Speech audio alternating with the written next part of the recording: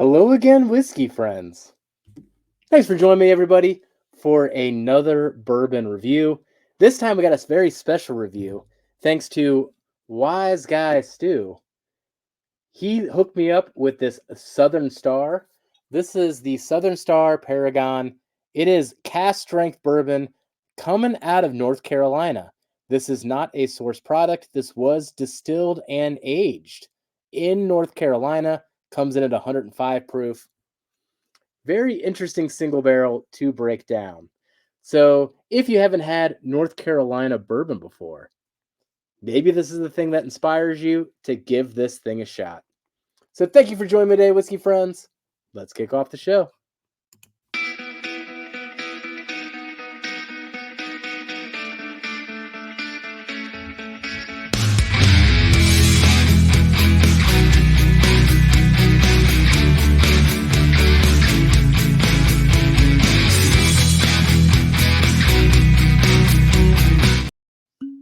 All right. Well, we're going to get a good pour of this one. We're going to pour it into this Golden Glen here. This is a Whiskey Nose Golden Glen.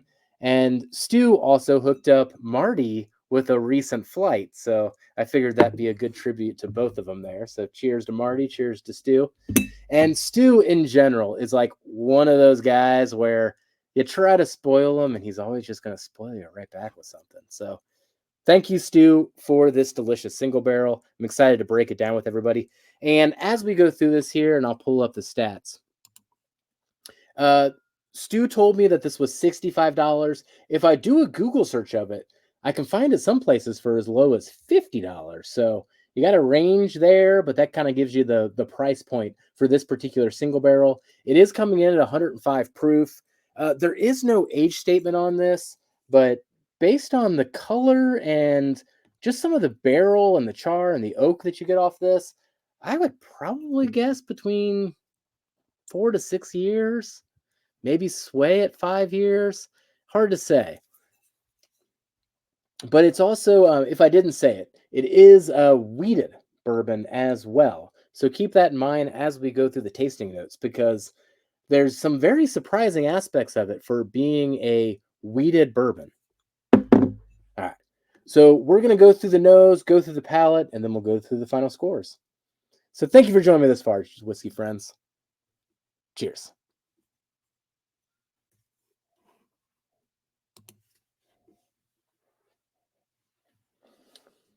You know, on the nose, at first I wanted to say buttered pecans of some sort, but it's not pecans. It doesn't have like that subtle nuttiness to it.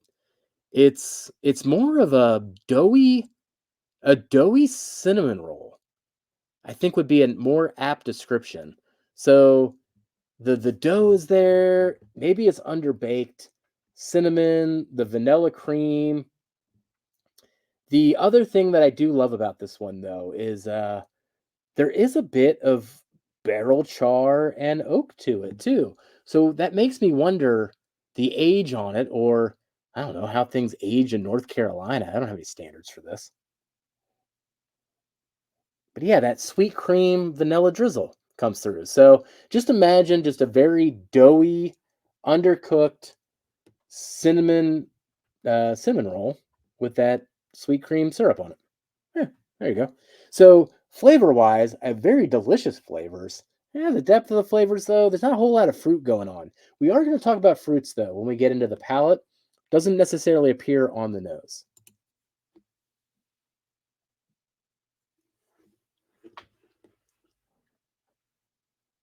Hmm.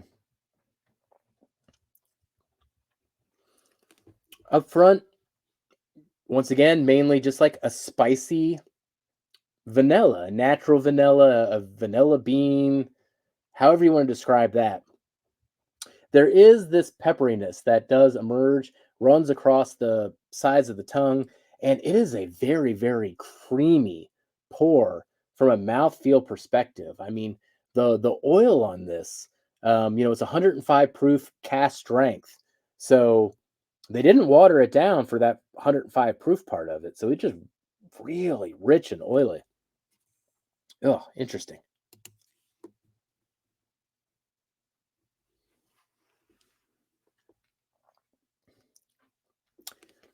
The flavors mid-palate tend to drive me crazy.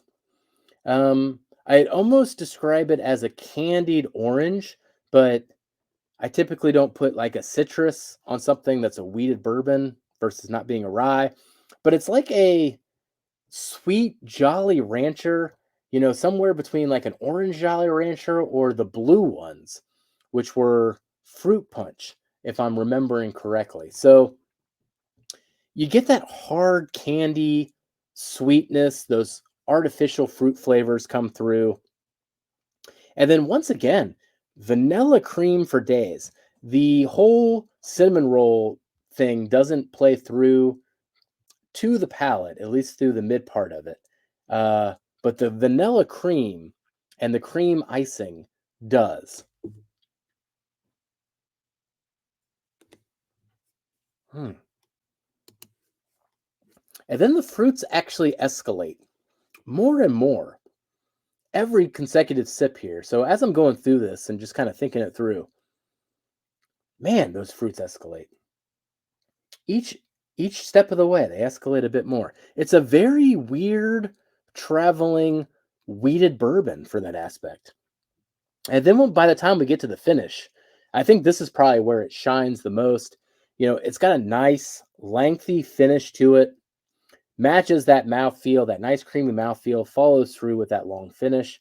And then the flavors that come through are still going to be those those fruits. I'm still going to say candied orange and fruit punch Jolly Rancher, though my mind doesn't think that makes sense for a wheated bourbon, but it is what it is. The vanilla escalates as well. Reminds me a lot, especially with the aftertaste that I'm getting right now, like the vanilla frappies that my kids will get from Starbucks. Like it has that type of vanilla bean creaminess on it. Like if you got like a vanilla bean ice cream and made your own milkshake out of it, added some heavy cream to it, made it all nice and thick and whipped it up. Something right around there. Oh man, it's really good. It's very interesting. So then when it comes to the balance, I gave that one kind of a 8 out of 10. I mean, it does some good things. So that escalated up to the 8, especially due to the finish. And then the value, if we're talking between $50 and $65, if you can see this one, I'd give it a shot. $50 to $65. This is interesting.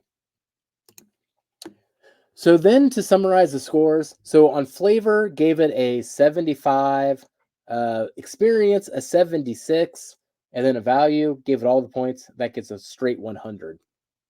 Very, very good pour, especially for the price.